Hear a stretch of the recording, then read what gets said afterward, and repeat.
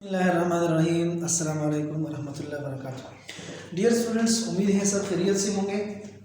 जिस तरह के हम पहले क्लास में पढ़ चुके हैं हुकूकुल्लाह के बारे में, अब हुकूकुल इबाद के बारे में आज पढ़ेंगे कि हुकूकुल इबाद क्या होते हैं। हुकूकुल्लाह में हमने अकायद, ईमानियात और फिर इबादत में से कौन से अहम इबादत हैं वो भी डिस्कस कर चुके हैं। किन किन इबादत के ज़रिए मुसलमानों का ये रुख जो है वो ऊपर बुलंदी की तरफ जा रहा है, और किन किन ऐसे इबादत हैं जिनकी वजह से मुसलमान ज़वाल का शिकार हो रहे हैं, तो वो हम पढ़ चुके हैं। अब आते हैं हुकूकुल इबाद की तरफ। हुकूकुल इबाद लोगों के जो हुकूक हैं, दीगर इंसानों के, दीगर मुआशरे में जिस तरह हम अपने मुआशरे में रह रहे हैं, तो हमारे मुआशरे में हमारे साथ वालिदैन भी हैं, हमारे बच्चे भी होंगे, हमारे मियाँ बीवी के ताल्लुकात भी होते हैं, हमारे हमसाए भी रहते हैं। हम इसी तरह हम एक ऐसे मुल्क में रह रहे हैं जिस मुल्क में हमारे साथ दीगर मज़ाहिब के लोग भी रहते हैं। ईसाई हैं, हिंदुइज़्म है, इसी तरह सिखिज़्म है, इसी तरह दीगर कौमें भी हैं। तो वो कौमों का किस तरह हम हकूक़ अदा करें, किस तरह उनके हकूक़ को भी ख्याल रखा जाए। और ये हुकूकुल इबाद में से सबसे इम्पॉर्टेंट हक़ जो है वो है हुकूकुल इबाद में सबसे पहला वालिदैन के हकूक़। वालिदैन के हकूक़, वालिदैन जो हैं वो हमारे इस्तिलाह में अगर उसको सही तरीके से गौर से देखा जाए तो सबसे ज़्यादा हक़ वालिदैन का इसलिए होना चाहिए कि वो चूँकि मजाजी खुदा होते हैं, वो तख्लीक के इब्तिदाई मराहिल होते हैं। सबसे पहले तख्लीक तो अल्लाह ताला ने की है, हर इंसान को अल्लाह ताला ने ही पैदा फरमाया, लेकिन सबब जो बना है, ज़रिया जो बना है वो वालिदैन है। तो वालिदैन में फिर ऐसा है कि सबसे अहम हक़ जो है वो फिर ज़्यादा जो है वो वालिदा का है, माँ का होता है। लेकिन अगर हम देखें तो कुरान मजीद ने भी हमें इस बात पर आमादा किया है, कुरान मजीद ने भी हमें बताया है कि आपने वालिदैन के हुकूक का बहुत ज़्यादा ख्याल रखना है। जिस तरह कुरान मजीद की आयत है, वक़ज़ा रब्बुका अल्ला तअबुदू इल्ला इय्याहु व बिल वालिदैनि इहसाना व बिल वालिदैनि इहसाना।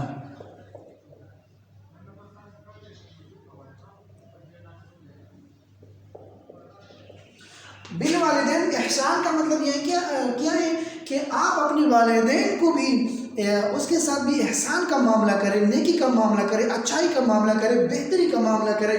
तो वालिदैन के हकूक़ अल्लाह ताला ने अपनी इबादत के बाद दूसरे हकूक़ का जिक्र जो किया है वो वालिदैन का क्या है, वक़ज़ा रब्बुका अल्ला तअबुदू इल्ला इय्याहु। आप लोगों को अल्लाह ताला ये हुक्म दे रहे हैं कि आपने अपने अल्लाह के अलावा किसी दूसरे की इबादत कभी नहीं करनी। और दूसरा बात मतलब वहाँ के कुरान मजीद में क्या बता रहे हैं, वबिल वालिदैन इहसाना, अपने माँ बाप के साथ नेकी का सलूक करें, एहसान का सलूक करें। अच्छा, इसके बाद अगर हम इसको गौर से देखें, इम्मा यब्लुगन्ना इंदकल किबर अहदुहुमा औ किलाहुमा फला तकुल लहुमा उफ़्फ़िन वला तनहरहुमा वक़ुल लहुमा क़ौलन करीमा। अगर उनमें से कोई एक बुढ़ापे तक पहुँचे या दोनों बुढ़ापे तक पहुँच चुके हैं तो आप उनके साथ बहुत नरमी का सलूक करें और उनको डांटे मत, और उनको ना मतलब कमज़ोर बात किया करें, न तान की बातें किया करें, बल्कि नरमी के साथ बहुत नरम लहजा इस्तेमाल किया करें। और वो उस हद तक ना पहुँचाए कि वो आखिर में ये कहे कि उफ़, ये हमारे कैसे बेटे हैं, हमारे कैसे औलाद हैं, तो उसको उफ़ तक मजबूर ना करें। और उनके साथ अपने जितनी भी आपके नरम मिजाजी के उसूल हैं उसको अपनाएं और उनको अपनी तरफ नज़दीक करें। और दूसरी जगह पे यहाँ अल्लाह ताला इरशाद फरमा रहे हैं कि आप अपने परों को, अपने बाजुओं को अपने वालिदैन के लिए क्या करें, झुकाएं और वालिदैन का भरपूर खिदमत करें। और रसूलुल्लाह सल्लल्लाहु अलैहि वसल्लम का एक सहाबी के बारे में, जो सहाबी तो हैं लेकिन वो सहाबी जो है वो दरअसल उस सहाबी ने रसूलुल्लाह सल्लल्लाहु अलैहि वसल्लम को देखा नहीं था। उसका नाम है अवैस करनी। اویس قرنی، تو وہ اس زمانے میں صحابی میں کاؤنٹ ہوتا تھا، لیکن اس نے رسول اللہ صلی اللہ علیہ وسلم کو دیکھا نہیں تھا۔ صحابی کی تعریف یہ ہے کہ وہ رسول اللہ صلی اللہ علیہ وسلم کو اپنے آنکھوں سے دیکھا ہو، یا اس کی باتیں سنی ہو، یا اس کے زمانے میں پایا گیا ہو اور وہ ایمان کی حالت میں فوت ہو چکا ہو اور رسول اللہ صلی اللہ علیہ وسلم پر ایمان بھی لایا ہو۔ اویس قرنی نے ایمان بھی لایا، ایمان کی حالت میں فوت بھی ہوا، رسول اللہ صلی اللہ علیہ وسلم کے زمانے میں بھی تھا، لیکن رسول اللہ صلی اللہ علیہ وسلم کو دیکھا نہیں تھا۔ وجہ کیا تھی؟ وجہ یہ تھی کہ اس نے اپنی ماں کی خدمت کرتے کرتے کرتے فرصت نہیں ملی۔ تو رسول اللہ صلی اللہ علیہ وسلم کیا فرما رہے ہیں کہ اے ابو بکر، ایک ایسا بندہ ہے جس سے آپ اپنے لیے دعائیں مانگو۔ عمر، اگر تمہیں وہ زمانہ مل جائے، اگر وہ بندہ تمہیں مل جائے تو تم بھی اس سے دعا مانگو۔ علی، آپ بھی سنو، آپ بھی ان سے دعا اپنے لیے مانگو۔ یعنی وہ بندہ اتنا رسول اللہ صلی اللہ علیہ وسلم کے مطلب اس کے زمانے میں اتنا مقبول ترین بندہ ہوا کہ وہ لوگ پر رشک کرنے لگے کہ دیکھو اویس قرنی، اس نے رسول اللہ صلی اللہ علیہ وسلم کو دیکھا ہی نہیں ہے اور پھر بھی اتنا مقام ہے۔ وجہ مقام کا کیا تھا؟ اپنے والدین کے ساتھ اچھائی کا سلوک، اپنے والدین کی خدمت۔ تو سب سے پہلے والدین کے حقوق آتے ہیں، پھر اس کے بعد دوسرے جو ہیں وہ دوسرے ہیں اولاد کے حقوق۔ اولاد، پہلے والدین ہیں، دوسرے نمبر پر اولاد ہیں۔ اولاد کے بھی حقوق ہوتے ہیں جس طرح کی دیگر معاشرے میں لوگوں کے حقوق ہوتے ہیں۔ تو اولاد میں سب سے پہلا حق جو ہے، سب سے پہلا حق وہ ہے صحیح نام رکھنا، یا دیگر کتابوں میں لکھا ہے کہ سب سے پہلا حق اولاد کا یہ ہے کہ اس کو کانوں میں اللہ تعالیٰ کا نام جو ہے وہاں پہ اذان وغیرہ کچھ ایسے کلمات ادا کرنا کہ ان کے کانوں میں سب سے پہلا آواز جو ہے وہ اللہ تعالیٰ کا پہنچے، اللہ تعالیٰ کا نام، اللہ تعالیٰ کا ذکر پہنچ جائے۔ تو اذان دینا، پھر اس کا صحیح نام رکھنا، پھر اس کی صحیح تربیت کرنا، پھر اس کو جو اخلاق کریمہ ہے ان کو یہ سکھانا، اخلاق رذیلہ سے بچانا، اور پھر اس کے جو دیگر حقوق ہیں ان میں سے یہ بھی ہے کہ وہ جب لڑکپن تک پہنچے تو لڑکپن میں ان کو نماز کی طرف عادی بنانا، اور پھر جب وہ لڑکپن سے اٹھ اور جوانی کی طرف پہنچے تو ان کی شادی وغیرہ کرانا۔ تو یہ اولاد کے حقوق میں سے ہے۔ اولاد کے بارے میں بھی اللہ تعالیٰ قیامت کے دن پوچھے گا کہ آپ نے اپنی اولاد کی تربیت کس طرح کی تھی؟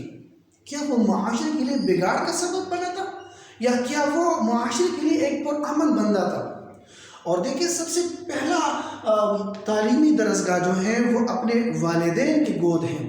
تو والدین کی گود ہی انسان اپنا سب کچھ سیکھ سکتا ہے، اپنا سب کچھ یاد کر سکتا ہے۔ تو یہ اولاد کے حقوق ہیں۔ پھر اس کے بعد جو ہے پھر زوجین کے حقوق آتے ہیں کہ زوجین، میاں بیوی جسے کہتے ہیں، زوجین میاں بیوی کے بھی اپنے ایک دوسرے کے لیے حقوق ہیں۔ جس طرح کے شوہر کے حقوق یہ ہیں کہ اس کے ہر بات کی فرمان برداری کی جائے اور شوہر کو ایسی نظر سے دیکھے کہ وہ میرا مجازی خدا ہے۔ رسول اللہ صلی اللہ علیہ وسلم فرما رہے تھے کہ اگر مجھے اس بات کا ڈر اندیشہ نہ ہوتا کہ شرک کی بدبو آ جاتی ہے تو میں اپنے بیٹیوں سے، یعنی اپنے جو امت مسلمہ کی عورتیں ہیں ان سے یہ اعلان فرماتا کہ اپنے شوہروں کے لیے سجدہ کیا کرو، کیونکہ وہ آپ کے مجازی خدا ہیں۔ لیکن شوہروں کے کیا حقوق ہیں کہ آپ کے ملکیت میں، آپ کے نکاح میں ایسی عورتیں آئی ہیں جو دیگر قبائل سے، دیگر قوموں سے یا پرائے اجنبی علاقے سے آپ کے ہاں آئی ہیں، تو ان کا آپ نے نام، نفقہ، سکنا، عزت، سب چیزوں کا خیال رکھنا ہے، اس کی صحیح تربیت پرورش کرنی ہے، ان کو صحیح معنوں میں ان کی رہائش اور ساری چیزوں کا آپ نے خیال رکھنا ہے۔ تو میاں بیوی کے حقوق بھی آپ نے اللہ تعالیٰ ہی فرما رہے ہیں کہ آپ نے وَلَهُنَّ مِثْلُ الَّذِي عَلَيْهِنَّ بِالْمَعْرُوفِ، نیکی کے ساتھ۔ دونوں کا میاں بیوی کا سسٹم اس طرح ہے جس طرح کہ ریل کی پٹری پر پہیے ہوتے ہیں۔ تو اگر ایک پہیہ ریل کی پٹری سے ادھر ہو جاتا ہے تو ریل جو ہے وہ پٹری سے ہٹ جاتا ہے اور تباہی کا سبب بن جاتا ہے۔ تو دونوں کو ایک لیول پہ جانا چاہیے، ایک لیول پہ ہونا۔ اس طرح نہیں ہوتا کہ فار ایگزامپل آپ میاں کہتے ہیں کہ میرے حقوق زیادہ ہیں اور بیوی ہر وقت میرے حقوق کا خیال رکھے اور مجھے اس کے حقوق کا کوئی خیال نہیں رکھنا، یا اس طرح بیوی کہے کہ میرے حقوق کا خیال رکھے اور شوہر چاہے باہر میں جائے، تو یہ نہیں، دونوں کے حقوق ایک جیسے ہوتے ہیں، تو دونوں کے حقوق کا ایک دوسرے پر خیال رکھنا ضروری ہوتا ہے۔ زوجین کے حقوق کے بعد اگر ہم پھر غور سے دیکھیں تو پہلے ہیں ہمسایوں کے، رشتہ داروں کے حقوق۔ ہمسایوں کے حقوق، ہمسایوں کے حقوق، پڑوسی ہوتے ہیں آپ کے، ہمسائے ہوتے ہیں آپ کے، رشتہ دار ہیں، اقربا ہیں، تو ان کی بھی حقوق ہوتے ہیں۔ جس طرح کہ فار ایگزامپل یہاں پہ آپ کا پڑوسی ہے اور پڑوسی کے حیثیت سے آپ نے اس کے حقوق ادا کرنے ہیں، تو کچھ حقوق ایسے ہوتے ہیں کچھ لوگوں کی کہ آپ کے مطلب بہت زیادہ حقوق آپ کے اوپر بنتے ہیں۔ فار ایگزامپل اگر یہ آپ کا پڑوسی جو ہے وہ مسلمان ہے، اگر پڑوسی آپ کا کیا ہے، مسلمان ہے، تو آپ کے اوپر اس کے دو حقوق ہیں، ایک پڑوسی ہونے کا اور دوسرا مسلمان ہونے کا۔ اور اگر یہ پڑوسی مسلمان بھی ہے، رشتہ دار بھی ہیں، تو اس کے تین حقوق ہیں، ایک پڑوسی ہونے کا، ایک مسلمان ہونے کا، ایک آپ کے رشتہ دار ہونے کا۔ اور اگر یہ آپ کے پڑوسی جو ہے وہ نان مسلم ہے تو اس کا ایک حق ضرور ہے کہ وہ آپ کا پڑوسی ہے۔ تو اس طرح رسول اللہ صلی اللہ علیہ وسلم نے جو ہمیں تعلیم دی ہے اخلاق اسوہ حسنہ میں، تو اس میں رسول اللہ صلی اللہ علیہ وسلم بار بار یہی فرما رہے ہیں کہ آپ نے ہمسائیوں کے، پڑوسیوں کے حقوق کا بہت زیادہ خیال رکھنا ہے۔ والجار ذی القربى والجار الجنب والصاحب بالجنب۔ پڑوسی ہمارا یہ نہیں ہے کہ بس ہمارے گھر کے قریب ہی ہمارا جو بندہ رہ رہا تو وہ ہمارا پڑوسی نہیں، ہمارے ساتھ کالج میں ہے، اسکول میں ہے، کلاس میٹ ہے، کولیگ ہے، جو بھی ہے وہ ہمارے پڑوسی ہی ہے۔ تو سب کا ایکولی خیال رکھنا ہوگا۔ آپ نے اپنے لیے جو بات پسند کرنی ہے تو ان کے لیے بھی، پڑوسیوں کے لیے، ہمسائیوں کے لیے بھی آپ نے اس کو پسند کرنا ہوگا۔ رسول اللہ صلی اللہ علیہ وسلم فرما رہے ہیں کہ مجھے جبرائیل علیہ السلام نے ہمسائیوں کے بارے میں اتنی تاکید سے باتیں کی ہیں، اتنی تاکید بتائی کہ میں ڈر گیا، مجھے خوف لگا کہ ایسا نہ ہو کہ ان کا وراثت میں بھی کوئی حق ہو آپ کے ساتھ۔ تو ہمسائیوں کے بہت زیادہ حقوق ہیں۔ تو حقوق العباد میں 4 نمبر پر جو ہے وہ ہمسائیوں کے حقوق کے بارے میں بھی ڈسکشن ہوتا ہے کہ ہمسائے جو ہے وہ پڑوسی آپ کے، جو فار ایگزامپل آپ کے گھر کے ساتھ رہ رہے ہیں، آپ کے کلاس میٹ ہیں، آپ کے کولیگ ہیں، یا آپ کے ساتھ سفر پہ کوئی جا رہے ہیں، بس میں آپ کے ساتھ بیٹھ گیا، تو یہ آپ کے حقوقوں میں سے، ان میں سے یہ حقوق بھی آتے ہیں۔ پھر اساتذہ کے حقوق ہیں، اساتذہ کے حقوق ہیں۔ اساتذہ وہ لوگ ہوتے ہیں جو کوئی بھی علم آپ کو ٹرانسفر کرے۔ فار ایگزامپل ایک بندے نے آپ کو 1-2 باتیں سکھائی تو بھی وہ آپ کا اساتذہ میں سے آتا ہے، اور اگر پراپر طریقے سے، پراپر وے پہ آپ نے اس سے کچھ سیکھا ہے تو وہ تو اس کے تو حقوق اور بھی زیادہ بڑھ جاتے ہیں۔ حضرت علی رضی اللہ تعالیٰ عنہ کا فرمان ہے کہ جس نے مجھے ایک بھی ورڈ سکھایا تو اس کا وہ میرا آقا ہوا اور میں اس کا غلام ہوا۔ تو اساتذہ کے بڑے حقوق ہیں، اور اساتذہ کو اللہ تعالیٰ نے جو مقام دیا ہوا ہے وہ مقام یہ ہے کہ وہ روحانی باپ کی حیثیت سے اس کو آپ نے دیکھنا ہوگا۔ جس طرح کہ آپ اپنے باپ کے حق، باپ کی عزت کرتے ہیں، قدردانی کرتے ہیں، تو اسی طرح آپ نے اساتذہ کا بھی خیال رکھنا ہوگا۔ تو اساتذہ کے حقوق بھی شریعت نے ڈیفائن کیے ہیں کہ آپ نے ان کا بھی خیال رکھنا ہوگا۔ تو شریعت اسلامیہ نے جو باتیں ہمیں بتائی ہیں تو اس میں سے ایک حق اساتذہ کے حقوق بھی ہے۔ اساتذہ کے حقوق کے بعد ہمارے پھر رشتہ داروں کے الگ حقوق بتائے گئے ہیں، اور پھر اس کے بعد غیر مسلموں کے حقوق، نان مسلم کے حقوق۔ تو غیر مسلموں کو بھی اللہ تعالیٰ نے اس طرح نہیں کہ وہ غیر مسلم ہے آپ اس کے ساتھ کسی بھی رویے کے ساتھ بات کریں، نہیں، آپ نے اس کو صحیح طریقے سے اس کو صحیح طریقے سے اٹینڈ کرنا ہوگا، اس کو صحیح طریقے سے ڈیل کرنا ہوگا۔ فار ایگزامپل آپ کے مسلم میں آپ کے ملک میں کوئی نان مسلم ہے اور وہ آیا ہے اور یہاں پہ آپ نے اس کو امن کے ساتھ اور امن طریقے سے اس کو ویزا دیا ہوا ہے، سب کچھ دیا، تو آپ نے اس کو امن دینا ہے۔ اگر وہ جزیہ ادا کر رہے ہیں، آپ کے ملک میں رہ رہے ہیں، تو آپ نے اس کو ہر لحاظ کا خیال رکھنا ہے، ہر لحاظ سے خیال رکھنا ہے۔ بالخصوص آپ نے ان کو کپڑا، روٹی کپڑا مکان کا بالخصوص زیادہ خیال رکھنا ہے کہ ان کے پاس یہ ہے کہ نہیں ہے۔ حضرت عمر رضی اللہ تعالیٰ عنہ نے اس کے لیے الگ سا ڈپارٹمنٹ بنایا تھا کہ غیر مسلموں کو، اقلیتوں کو ہم کیسے حقوق پہنچائیں۔ تو اسی طرح اللہ تعالیٰ فرما رہے ہیں کہ آپ نے غیر مسلموں کے بارے میں بھی سوچنا ہوگا، اس کے بارے میں بھی سوچنا ہوگا کہ ہم اس کے حقوق کس طرح ادا کریں، کیسے ان کے حقوق کا خیال رکھیں ہم۔ تو غیر مسلموں کے حقوق کے بارے میں بھی شریعت بہت زیادہ وہ کر رہے ہیں۔ اصل میں غیر مسلموں کے ساتھ ہماری کچھ معاشرتی ذمہ داریاں بھی ہوتی ہیں، اور کچھ ایک ہے معاشرتی ذمہ داریاں اور ایک ہے دیانتداریوں کے ساتھ۔ معاشرتی ذمہ داری جس طرح کہ میں نے حقوق کے بارے میں بات کی ہے کہ اگر آپ کا پڑوسی ہے، آپ کا دوست ہے، آپ کا کلاس میٹ ہے، آپ کا کلیگ ہے، تو وہ نان مسلم ہے، آپ نے اس کو بھی صحیح طریقے سے ڈیل کرنا ہے۔ اور اسی طرح اگر آپ اس کے ساتھ کوئی معاملاتی لین دین کرنا چاہتے ہیں، کوئی معاملہ کرنا چاہتے ہیں، کوئی تجارت بزنس کرنا چاہتے ہیں، تو آپ نے اس کو دیانتداری کے ساتھ ڈیل کرنا ہے۔